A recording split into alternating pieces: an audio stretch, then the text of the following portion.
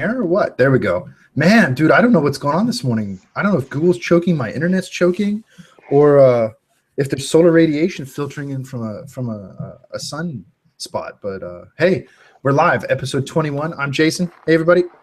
Hey, and I'm Dan, and I'm pretty sure that Jason's problem is because he's in California. Dude, this heat, it might be melting shit. I don't know. I think it has to do with the amount of people that are stealing internet in California. But it's going the way of your water supply. Well, you know, Trump arguments aside, Matt, this is what amazes me about the influx of it's this hot in my area. Flash, news alert, we live in a desert. Yeah.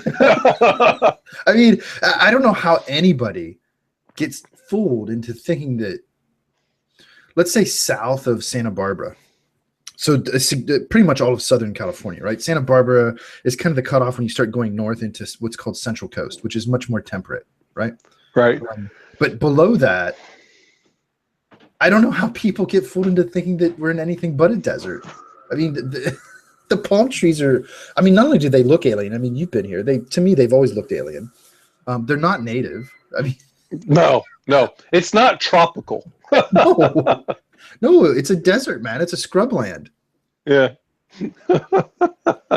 That's why I see Death Star tweeting, man, about how hot it is, him and Tani, and I'm like, dude, you're in the desert. You're in the desert. Like, they are also in a desert with no body of water around them at all. No, and I mean, you've been to my place. I'm inland. I'm not that far from the ocean, but I'm enough in, and there's enough hills where I'm at that you're inland. I mean, yeah. Well, people go, well, how come it's not like Florida? Well, Florida is surrounded on water by three sides, so they might as well be an island. Well, right? So right, and I don't think the latitude is comparable. I mean. You know what I mean, dude? Yeah. Well, I don't want to get into flat Earth bullshit again because that's been upsetting me too. And now I got. Look, I'm telling you, the world is flat. You can't prove it. Actually, yeah, I can. I don't want to hear about all of your special effects. No one ever walked on the moon. Hey, you know what? Real quick, man. You know what gets me about that? Is sometimes I hear people say, well, we had to have because there were so many people involved that they couldn't keep it a secret. Like, I'm not disagreeing with that statement, but it's a good bit of a logical fallacy that's your best argument, that we couldn't have kept it a secret. I mean, anyway, man. Anyway, so all this tomfoolery, all these shenanigans, all this bullshit leads us into what we wanted to talk about today, which is this CNN piece from the 16th. So just last week. Yeah. You texted this to me and said, check this out. And I read it. And yeah, man, I don't know. You want to start? Yeah. So, all right. So first, for everyone listening at home, there was an article in CNN saying that we are 1,500 years away from having anything close to like a Star Wars medical droid, if at all possible, because you could never take that human touch out of the equation. And we've been talking quite a bit about where we believe technology is moving. And I think we're much closer. I think we differ from how close we think we are. But here's the thing. Everything that we saw in Star Wars, in terms of everything that they wind up doing in terms of repairs, I would consider being very low-level, repeatable aspects that took very little, we'll say, medical expertise in order to perform. At that, in terms of where that, other than perhaps Luke Skywalker having his arm cut off, but even still, it is all things that are repeatable, easily diagnosable, and therefore put back together again. Yeah, I mean, well, and I think it's important to separate diagnostics from repair. I definitely agree when it comes to repair that, man, I don't know if we're even 20 years away. Now, wait, and let me clarify. I don't know that we're 20 years away from being able to have it. That's a far cry different than actually having it. Much like we see with the resistance to electrical vehicles. right? The power of status quo and the power of control for human beings is pretty powerful, man. I don't know if culturally as a species we're ready, let alone our individual cultures, right? But the technology is definitely there. Now, outside of repair, when you get into diagnostics, it's interesting because the title of the article is "Why Don't We Have Star Wars Droid Doctors?" Okay, and then the very first image that loads in the JavaScript slider has nothing to do with that. It's existing telemedicine, which I find interesting, man, because all the images are the existing technologies that are in use. I mean, these aren't prototypes. These aren't science fiction. They're fucking used. I've never seen Proximy, the first one they show, but I've read about and I shouldn't say dealt with because I'm not a medical doctor. I'm not that kind of doctor. But I've exposure to Darwin. There was a couple researchers I collaborated with that were doing some telemedicine cybersecurity research, and we were dealing with Darwin. I'm sorry, Darwin, Da Vinci. I misspoke. Da Vinci surgery system. But these are all human-controlled robotics. These aren't droids. And my problem with this article, man, my first problem and my chief problem is it conflates a lot of things and it actually confuses the issue. And this is the kind of, and I mean this generally, I don't mean it as a specific term. This is the kind of religiously instigated dark age that's going to keep us from having full droids within 20 years. Yeah, see, I think diagnostics were pretty close. I think right now that because we can, what's the difference between, we'll say, utilizing something like Google Now or Siri, and this particular system says, tell me your symptoms, and you speak into it, and based on the symptoms that you were doing, it could very easily say, here are some of the possible things that it could be. And it goes on probability anyway. No different than what a doctor would do. Okay, does this hurt? Does that hurt? Until it requires the actual, we'll say, touching, sensory-like things in order to be able to determine certain things. But that's no different than telemedicine. So let's say that I'm trying to determine whether or not, I don't know, I have appendicitis, right? We know that if you have certain pain in your lower right quadrant of your stomach, if you were to push on it and then release, and I think you have to hold it in for like a couple of seconds and release, and the pain's excruciating, more than likely you have appendicitis. So there's nothing saying that you couldn't speak into something like Siri and then it go back, push into this area for X amount of time. Is there a pain? If the answer to that is no, then it goes to the next question. So that diagnostic thing, I think we're really close. Yeah. I mean, really, when you break it down, man, diagnostics or troubleshooting in general really is just a decision tree methodology to arrive at a probability for testing. No different than a scientific hypothesis, right? The point is to narrow it down to a small, finite set of tests that you can run to confirm that suspicion or that conjecture. And time again, man, and we've already demonstrated, we as a species, not me and you, that AI is superior at that. It's not even a fucking debate, man. That's like debating if gravity's real to me. It's superior in every way. Now, are people going to let a machine diagnose them, right? Or and this is kind of the part this article touches on, which, I don't necessarily like the way the author Gunderman presented the argument, because it's kind of a fallacy to me. But I think it is real. This, and you brought it up in the beginning, this essence of, can we get rid of, or are we going to be comfortable with getting rid of, because it may be inevitable, that quote unquote human factor. And that was going to be my point is, well, people don't want to give up control, so they still want that doctor, even though in the background that doctor's interfacing with an AI to power the diagnostics. Right, sure. And see, and I don't know if you've had anything like this, but about, let's see, 13 years ago, I had LASIK eye surgery. The doctor didn't really do anything, in terms to me. They basically were putting the system onto my eye and then utilizing the computer to determine whether or not it was in the right location. And then once it was there, it was hit go, and the system did all of the work for me to have LASIK. Right. The doctor was very little intervention. And you need that level of precision, man. Right. I don't know that I would want some a hand with that type of a scalpel cutting into my eye. All right, so I think for those fine motor skill like applications, I think we're apt to see some type of artificial intelligence performing that procedure on us. Then I think we're closer to it than we are further away from it.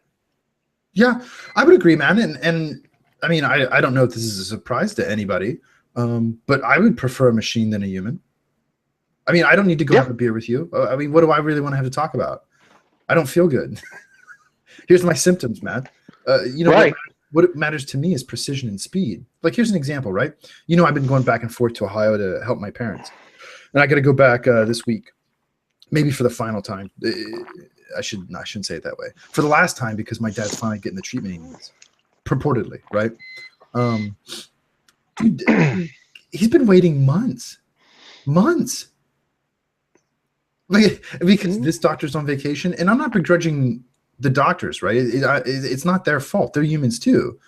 But so not only do you have to wait on the humans because they're humans and they're slow and there's bureaucracy and there's status quo and they have things that get in the way of doing stuff. Because I mean, you as an individual, you want to be the priority, but you're not, right? And then the medicine itself is slow because the humans are involved. I mean, why wouldn't I want a factory of Da Vinci systems performing surgeries on an assembly line? I think that's a good for our species, not for routine things. Absolutely, I'd say.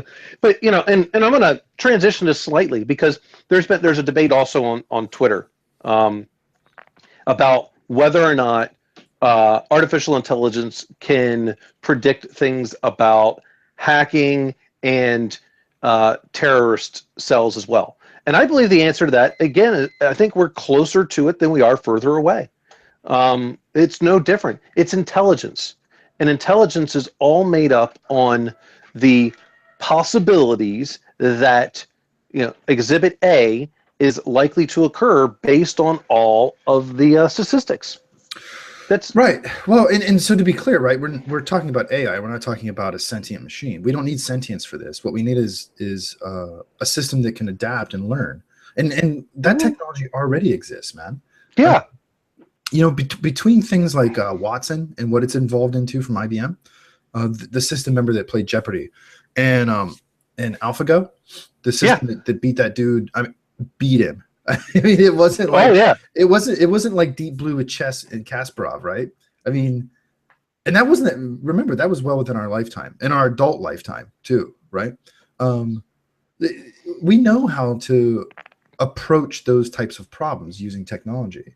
And AlphaGo was probably, to me, much more with trying to predict things based on intelligence analysis. Yeah. So feeding it in the characteristics and watching terrorist cells or hacktivist-like information, I believe it's going to be able to predict things. I mean, I look at it like this. If I could feed in all of the data about, in terms of as being someone that's been a CISO and going to most likely be in a high-level position very soon.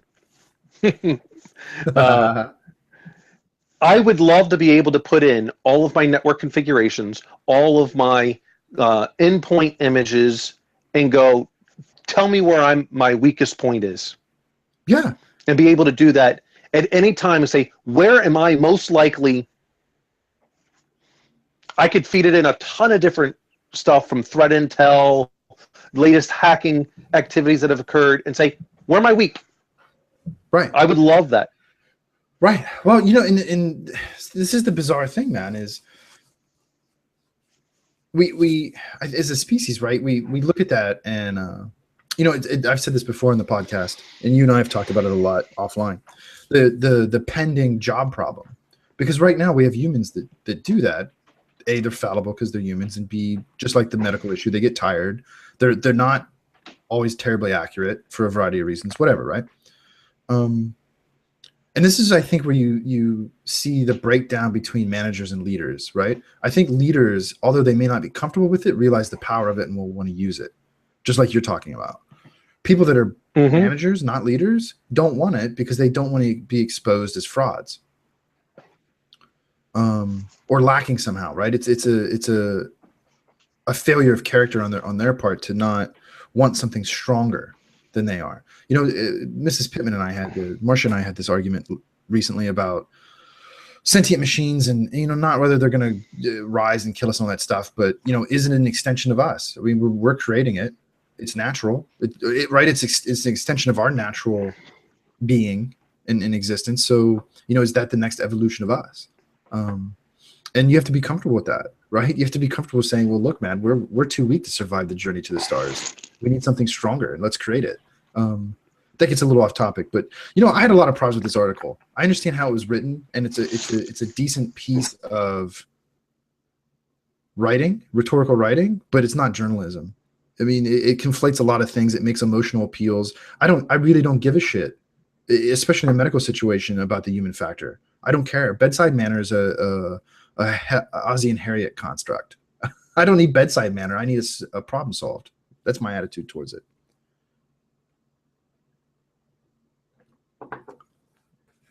I think we lost Dan. Uh-oh. Dan was getting his power worked on, and he was going off his iPad with no power. And I'm just texting him right now, folks. Hold on.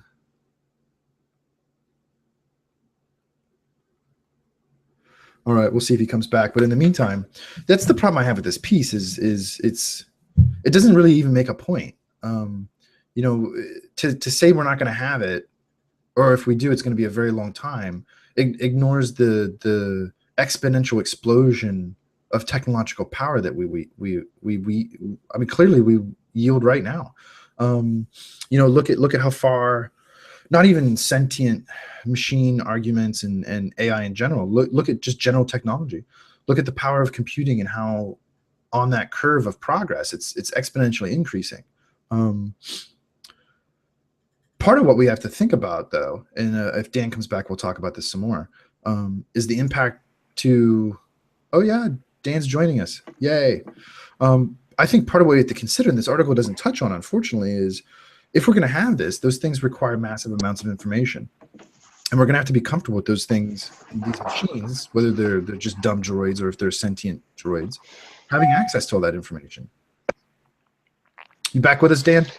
Yeah, I'm back. Yeah, I don't know what the hell happened there. Dude, I'm pretty sure it's a fucked up technology, man. I've been having all kinds of stupid little issues this morning too that just are blips.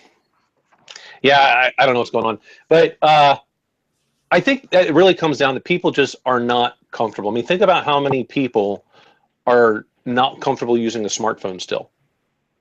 There's a lot. How many people that are not even willing to use a laptop, I think is still, there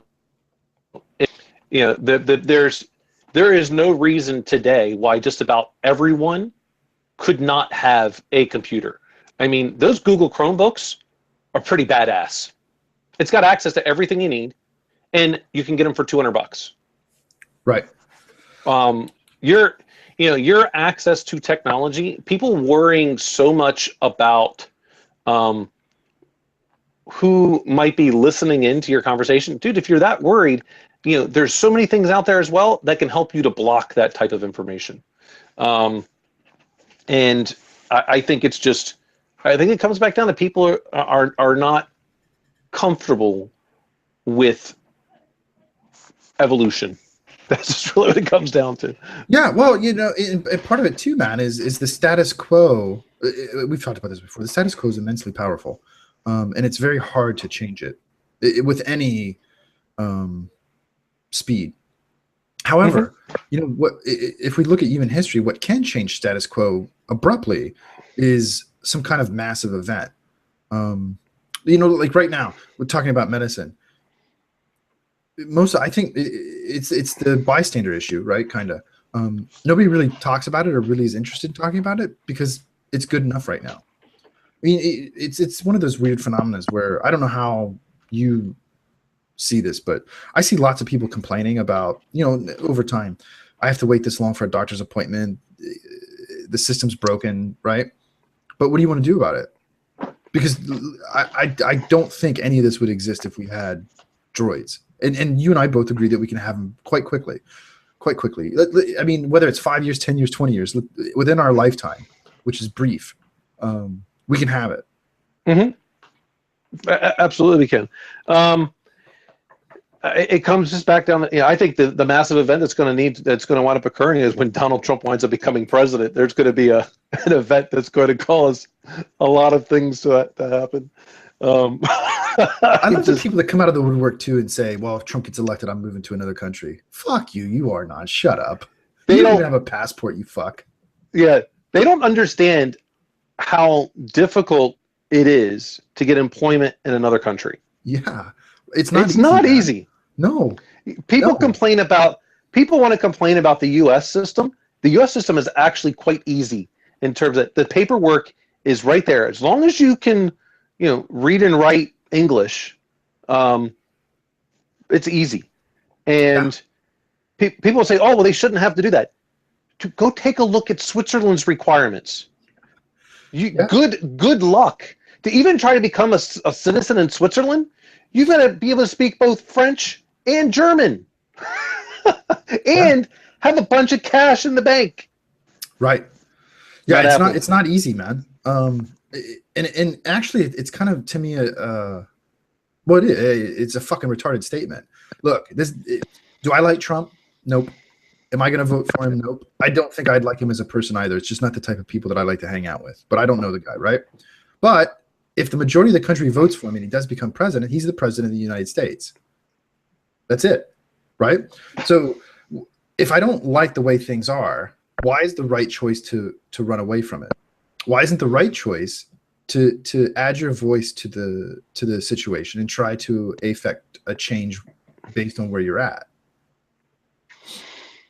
Well, because people believe that it's easy to get out of the country, but they also put way too much emphasis on the president.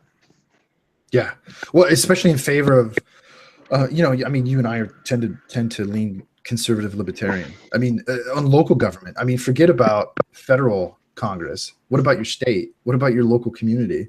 Those are the things that affect you on a daily basis. Oh, absolutely. Let's go back to the president thing aspect for a moment, because we are getting into the election season here. We have technically three presumptive candidates: the Libertarian, Republican, and Democrat, and of course John McAfee is still out there running. So people don't understand that really the president doesn't have as much power as what people believe. Not at all. So unless he does a presidential directive, which Congress can override, because all they have to do is pass a law, and as long as they have enough votes to override the veto, then it'll override the presidential directive, because the presidential directive can't go against law. So you've got that. The president has to sign off on the budget, and the president can enact war for about 3 days, right, before Congress has to get in. So he doesn't control the inflation rate, even if people believe that he does, or she does. The president does. It's not much there, but it's the whole aspect is in the event that we go to war. There's a commander in chief. People, if you think about it, if you think about the United States as one big, huge, large corporation, think about the company you might work for. How often do you interact with the CEO? No, the people that are doing the majority of the work are at middle management and below. Well, that is really your state and local governments. That's where the things affect you on a day-to-day life, just like at your company that you work for. Your CEO doesn't do many things that affect your day-to-day. When you're at a decent sized company. Smaller company, yeah, because then the local CEO is like your mayor or your governor, and that absolutely has a big impact on you.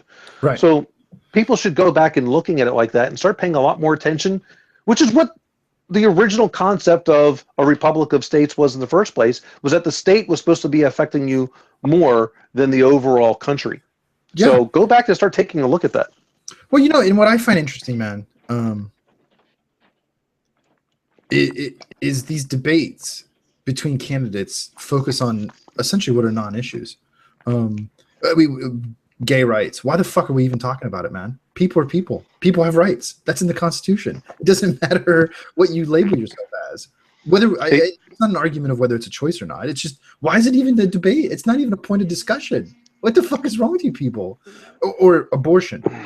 What, are you going to override the Supreme Court? Good luck with that. Good luck in the current political climate, especially. But here's what I don't understand. The role of a federal government is to provide cohesive issues for the republic. So, I want somebody to ask one of these dummies, what are you going to do? Because assuming somebody of the primary two parties gets elected, which is a good bet, they well could be the president for the next 8 years if they win 2 terms, right? That's well within the range of when automation fully starts replacing work, right? So to me, a much more pressing issue for us federally is a U.S. subculture is what's going to happen when it's Japan and Detroit all over again, but on a much bigger scale. Why isn't the federal government providing solar to every home in the U.S.? Why isn't the federal government providing an autonomous vehicle to every household in the U.S.? To me, those are much more interesting issues to hear somebody's take on. That's going to affect us, for sure. When you say Japan, Detroit all over again, are you referring to the auto industry? The auto industry? All right. Yeah. Well, things that I'm concerned with, especially about Detroit, is how come here in the United States we don't all have clean water? I mean, that's going on in Detroit right now. Yeah. I mean, that's to me, it won't surprise me if in a lot of these industrial cities, if we don't start having that same type of thing occurring. I mean, you've got fracking going on. All of those things could very well affect local water supplies. Where's things going on with that? And that's kind of the tie-in is, at least in my mind, and I may be just seeing what I want to see. It may be confirmation bias, but to me, there's a direct corollary between present-day Detroit and what happened when Detroit auto industry fell apart because of automation, right? I would assume there's a connection there. I mean, you can see it in Pittsburgh, you can see it in Cleveland, especially these auto-based blue-collar towns or cities. Sorry. What I'm talking about happening in the next 10 years for sure is that happening everywhere. To every fucking industry. If you make less than $20 an hour, it's highly likely your job's just going to evaporate. That's a shitload of people, man. I agree. The barrier to entry of what we consider an entry-level job today will require a higher level of skill than what is presently in society today in terms of entry level. Yeah. They say right now, I mean, if you go back and you take a look that, 40 years ago, a high school diploma was good enough. Today, if you don't have your undergrad, you're still at a challenge to get a job. But in a lot of cases, employers are starting to require, in terms of having the right skill, a master's degree. Now, is that a failing of our education? Maybe. I think in a lot of ways, some of it is. Because when you go back and you take a look at what the level of math that required in the early 1900s to graduate high school is about the equivalent of someone in graduating from community college. Why is that? I mean, that's a big problem to me. So I think there's a big combination of a lot of these events, but I don't disagree in that jobs that are, I don't know if it's $20 an hour is the right job, but I'm going to say in a lot of whatever is considered to be entry level, low functioning skills are going to be gone. I mean, I don't know how many jobs is that. I think just about every position at a McDonald's, at a Walmart is going to go away. I mean, we already do it. We already have it now with the self-checkout lines. So, the technology. What's the difference? The technology already exists, and it's existed for a bit. I've seen it to completely automate quick service restaurants where there's no humans in the building other than the guests. But that technology already exists. People just aren't comfortable with it. Well, we actually do it at airports now, which is great. There is no waiter or waitress. You come up, there's an iPad right there with the application. You put in everything that you want, and then 10 minutes later, your food arrives. People just start bringing things out. So what you've done, you don't no longer have the waiter or waitress coming by to ask if you want anything. It's right there, bam, done, because it is faster. It's way more efficient. They may not be those systems are not preparing the food, but you have eliminated waiters and waitresses for a hostess. It's literally, if you see a seat open, you go down and you sit down. Yeah. So you've eliminated 2 positions right there. So now all you have are basically bus service people and a cook. Yeah. So yeah, and dude, those are automatable too. I mean, that technology already exists. It's just a matter of getting comfortable with it, because that's the same thing with medicine. I would venture. And by the way, let me digress for real quick. I'm gonna make my point and then digress, because we already haven't. To me, it's the same mental process that leads people to not be comfortable with machines performing medicine. I bet those same people aren't comfortable with machines preparing their food. Here's my digression. Anybody's ever interested in studying some of this stuff, hit one of us up. Like our friend Tara that was on the podcast in its infancy sent that tweet out this week about her little informal study of what really is imposter syndrome. Tara, if you want to study it, hit me up. We'll rig the instrument up. We'll get some real research going and we'll publish it. Because to me, those things are what are going to solve some of these issues. These are people problems, man. All of this is people problem bullshit. And understanding how we work as people, I think, is fundamental to actually the technology. Much in the same way that philosophy more and more, in my thinking, informs science. That you can't disconnect them. But anyway, man, that's my connection to it. I'm done with the digression. Yeah.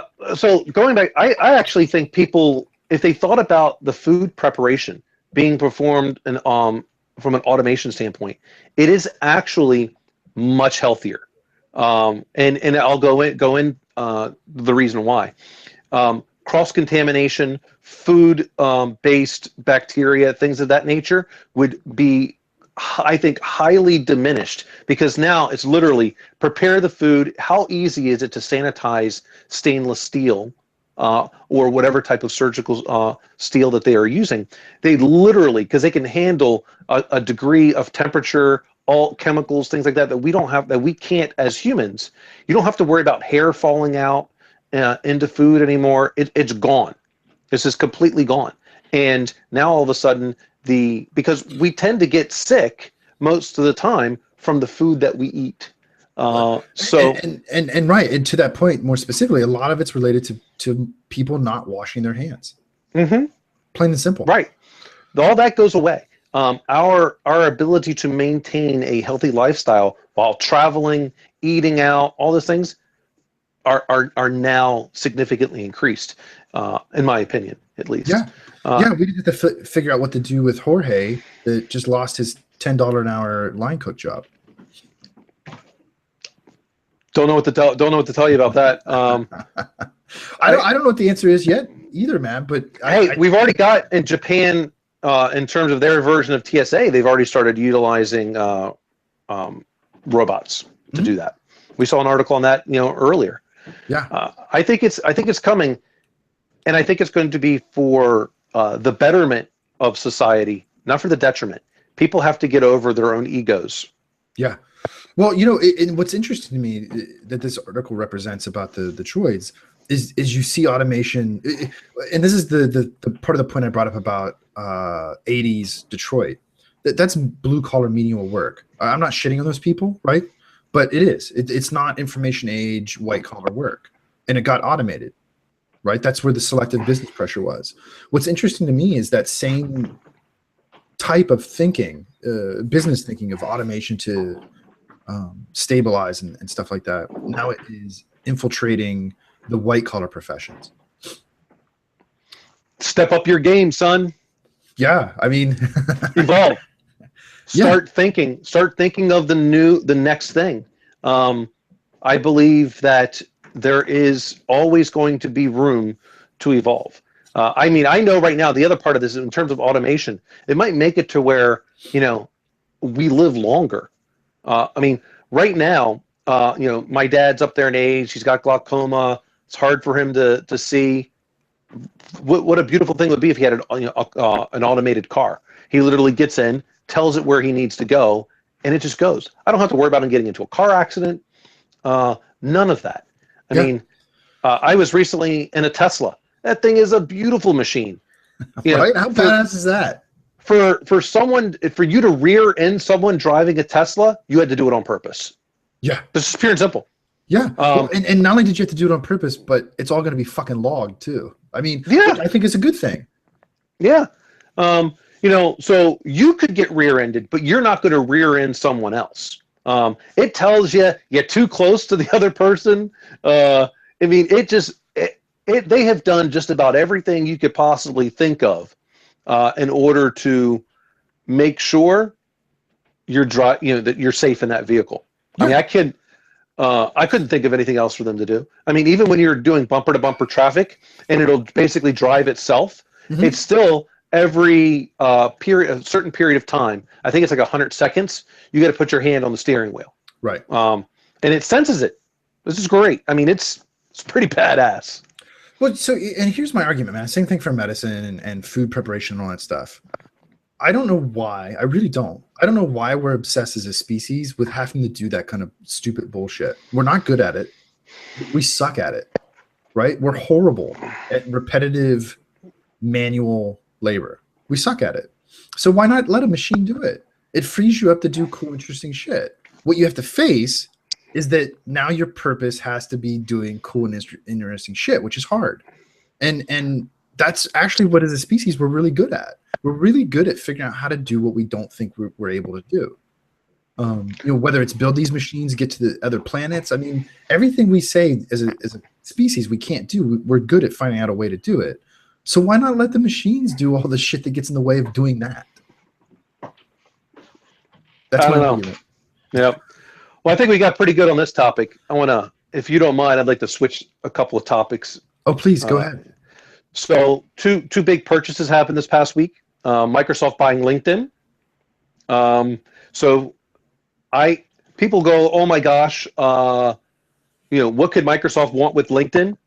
It's a professional network, and Microsoft wants access to everything that you have done in your profession, because Microsoft is basically turning into a business productivity suite.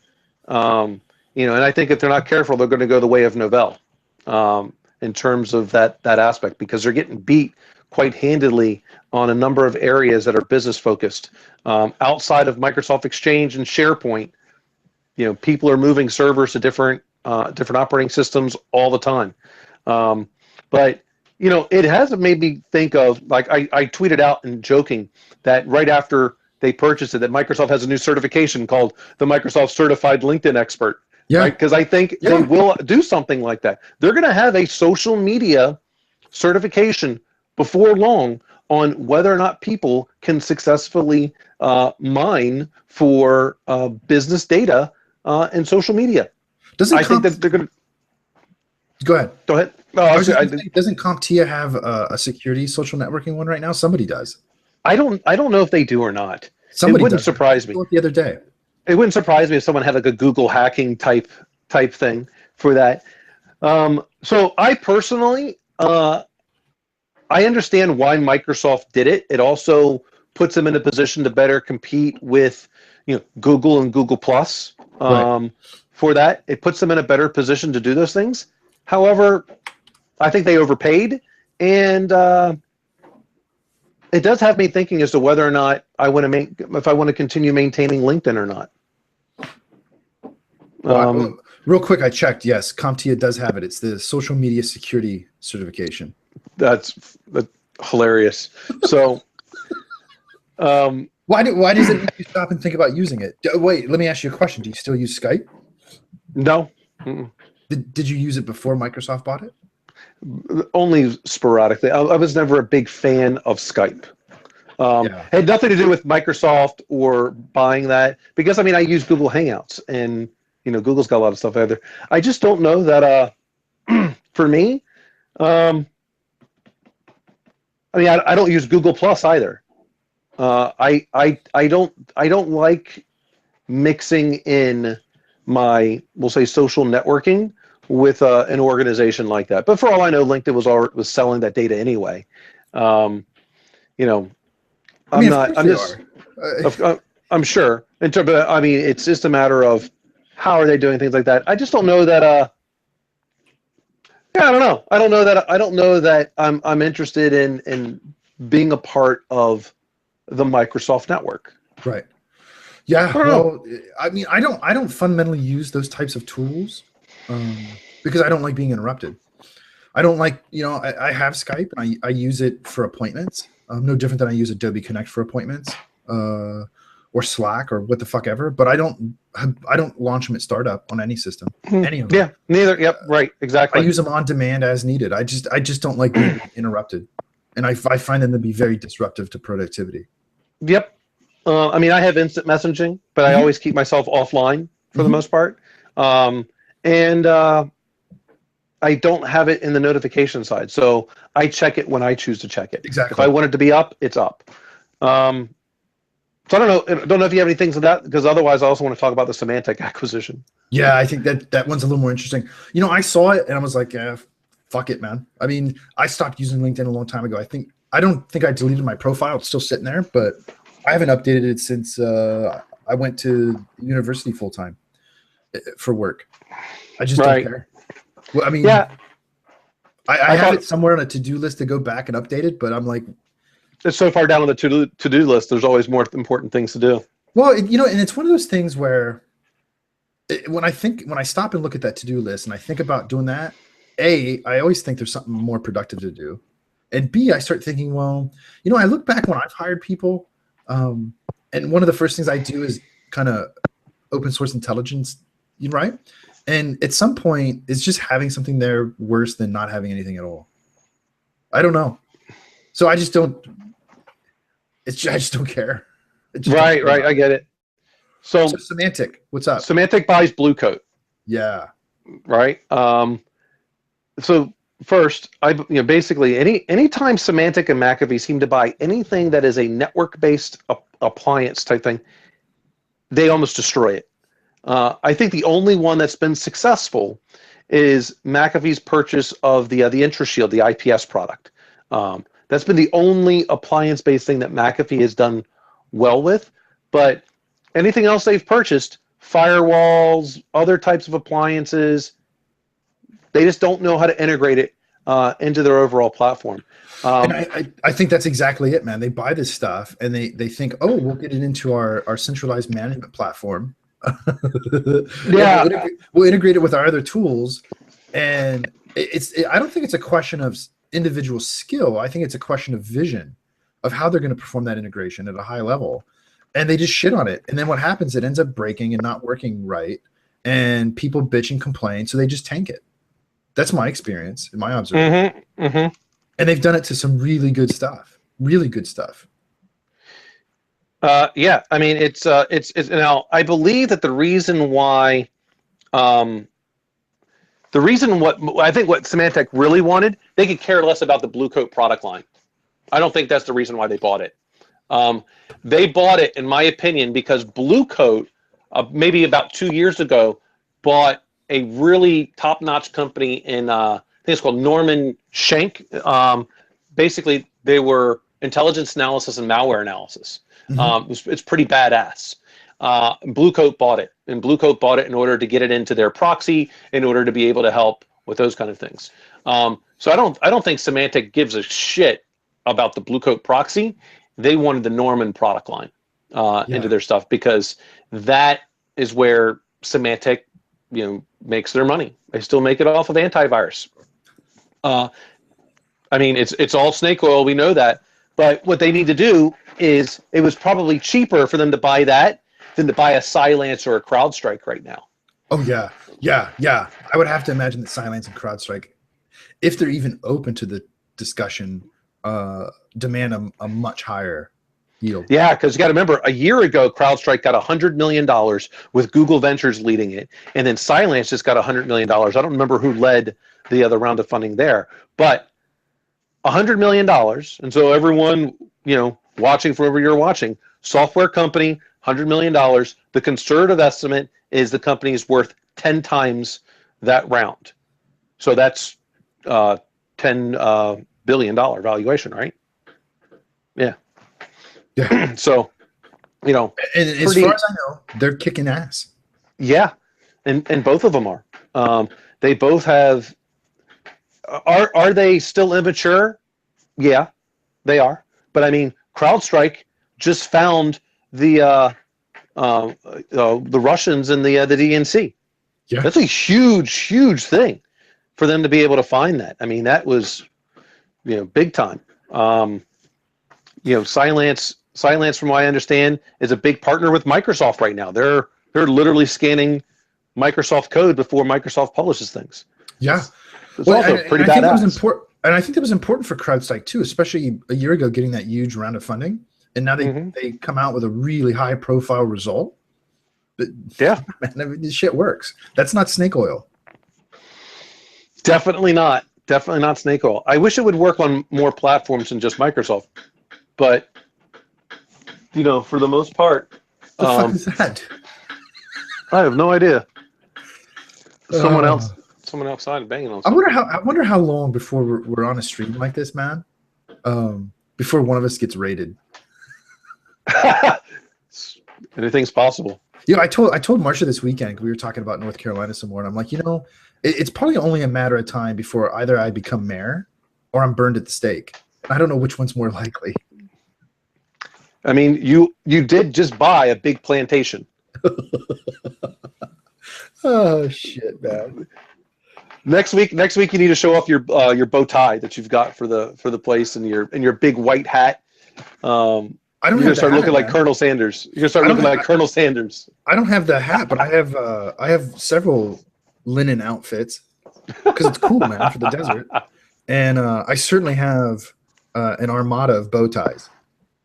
Yeah, I've always been a fan. Yeah, I've got my bow ties. We've got a big horse race that happens here as part of the Triple Crown. So you got to go in a bow tie. I mean, that is the thing to do at horse races. So. Jesus Christ, man. Yeah. Oh, dude. Yeah. Sometimes I sit back and I think about how much longer are these giant companies going to exist, man? So eventually they're all going to be Taco Bell. Oh, they're going to be Taco Bell and Demolition Man. Yeah. As opposed to lots of small choices, right? I mean, we see that in media, especially in game development, man. Yeah, there's still a lot of loyalty to these big AAA game studios. But, I mean, look at Steam. I don't know if you use Steam at all. Yeah. The vast majority, man, are these small independent gaming shops. And it's like 2, 3, 4 dudes. And they make a few games and they go away and they do something else. But, I mean, look at content on YouTube. I mean, we're streaming to YouTube right now. YouTube's a platform. This is web. I mean, we're not far away from Web 3.0, right? We've mastered 2.0. How much longer are we giant conglomerates? And that's where you have to come back to the Google model of having this overarching umbrella alphabet and lots of small little silos that do all kinds of crazy shit. Well, think of people don't, you probably know this, but I think a lot of our people at home don't realize that Disney is the same thing as Google. They're providing a platform for media distribution as well as entertainment. Yeah. So, Disney is pretty huge. People don't. I mean, they own ABC, they own ESPN. They own LucasArts. Yeah. They own a lot of stuff, man. I remember walking onto one of their campuses in Burbank when I worked in film, and the office building I had to go into, I don't remember the name, man, but the bottom floor, I think the ceilings were probably like 50 feet. I mean, they were huge, and the floors were all tile, and they had these giant marble pillars with the 7 dwarves like holding the pillars up. And I would walk through there, man. When I went through there, everybody was in their office, so it was quiet. You could hear your footsteps up. I always felt like a fucking pharaoh. Like some kind of 7 dwarf pharaoh, man, walking through all this marble and tile, dude. It was it was cool, but it was creepy in a way. Yeah. But dude, indubitably, Disney's fucking giant. They're huge, really huge. Like so Sony. Sony's kind of the same deal. Yeah, so I think in this aspect, smaller companies are going to be the ones that provide us more of a choice for things, but they're using these bigger companies as the platform in order to deliver it. Yep. And I think that's going to be the way of the more immediate future, at least for the foreseeable future. Yeah. And in a lot of ways, I hope that is the way it happens. Yeah, and I think we'll see the same thing with medicine. You know, the evolution right now, I don't know how it is for you on the East Coast, but here in Southern California, it is super common for people to go to Mexico for medical treatment because it's far cheaper and the standard of care is pretty high. I know a lot of people that get their medicine from Canada. Yeah. It's easy to do. Yeah, and you know, a lot of my friends in Europe go to Southeast Asia. Yeah.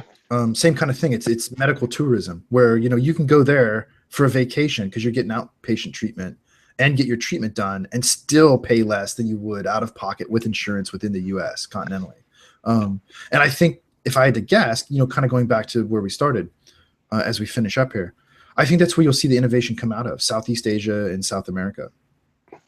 Hey, people do it right now to buy cars. They don't understand that you can get European delivery of a car, get a vacation included, and it is significantly cheaper than buying it here in the States.